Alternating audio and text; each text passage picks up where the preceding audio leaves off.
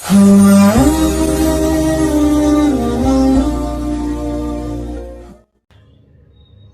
اللہ الرحمن الرحیم۔ السلام علیکم ناظرین و حضرات۔ نور الدین جنگی اور نبی صلی اللہ علیہ وسلم کا جسم چوری کرنے والے کا واقعہ۔ تو چلیے اسٹارٹ کرتے ہیں۔ سلطان نور الدین جنگی عشاء کی نماز پڑھ کر سو رہے تھے کہ اچانک ان کی نیند کھل گئی اور اٹھ کر بیٹھ گئے۔ ان کی آنکھوں میں آنسو تھے۔ کہنے لگے، میرے ہوتے ہوئے میرے آقا میرے نبی صلی اللہ علیہ وسلم کو کون ستا رہا ہے؟ آپ اس خواب کے بارے میں سوچ رہے تھے جو مسلسل 3 دن سے انہیں آ رہا تھا، اور پھر چند لمحوں پہلے انہیں آیا، جس میں سرکار مدینہ نے 2 لوگوں کی طرف اشارہ کر کے بتایا کہ یہ مجھے ستا رہے ہیں۔ اب سلطان نور الدین جنگی کو سکون کہاں تھا۔ انہوں نے چند ساتھیوں اور سپاہیوں کو لے کر دمشق سے مدینے جانے کا ارادہ کیا۔ اس وقت دمشق سے مدینے کا راستہ 20 سے 25 دن کا تھا، مگر آپ بغیر آرام کیے یہ راستہ 17 دن میں طے کر لیا۔ مدینہ پہنچ کر آپ نے مدینے آنے والے اور جانے والے تمام راستے بند کروا دیے اور تمام خاص اور عام کو اپنے ساتھ کھانے پر بلایا۔ اب لوگ آ رہے تھے اور جا رہے تھے، آپ صرف ان کے چہرے کو دیکھتے مگر آپ کو چہرہ نظر نہ آیا۔ اب سلطان کو فکر ہو گئی اور آپ نے مدینے کے حکیم سے فرمایا کہ کیا کوئی ایسا ہے جو اس دعوت میں شریک نہ ہوا؟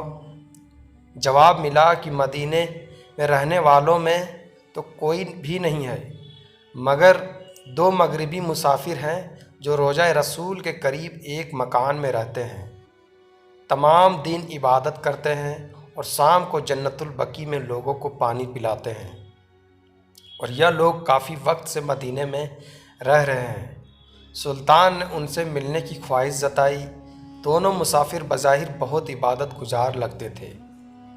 ان کے گھر میں تھا ہی کیا، ایک چٹائی اور کچھ ضرورت کی چیزیں۔ ایک دم سے سلطان کو چٹائی کے نیچے کا فرش ہلتا ہوا دکھا۔ اس نے چٹائی ہٹا کر دیکھا تو وہاں ایک سرنگ تھی۔ آپ نے سپاہی کو سرنگ میں اترنے کا حکم دیا۔ وہ سرنگ میں داخل ہوئے اور واپس آ کر بتایا کہ یہ سرنگ نبی پاک صلی اللہ علیہ وسلم کی قبر مبارک کی طرف جاتی ہے۔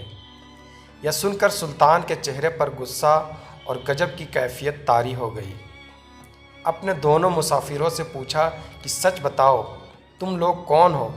کافی پوچھنے کے بعد انہوں نے بتایا وہ نصرانی عیسائی ہیں اور وہ اپنی قوم کی طرف سے تمہارے پیغمبر کے جسم اطہر کو چوری کرنے کے لیے بھیجے گئے ہیں۔